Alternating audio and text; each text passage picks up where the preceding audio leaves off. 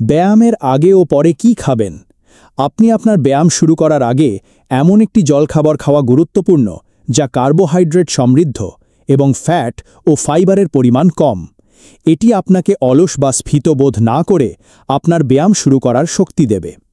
কিছু ভালো বিকল্প হলো একটি কলা, কিছু চীনাবাদাম মাখনের সাথে এক টুকরো টোস্ট বা এক বাটি ওটমিল। আপনার ব্যায়ামের পরে আপনি আপনার পেশিগুলি মেরামত করতে এবং আপনার গ্লাইকোজেন স্টোরগুলি পুনরায় পূরণ করতে সহায়তা করার জন্য একটি প্রোটিন শেক বা বার নিতে চান।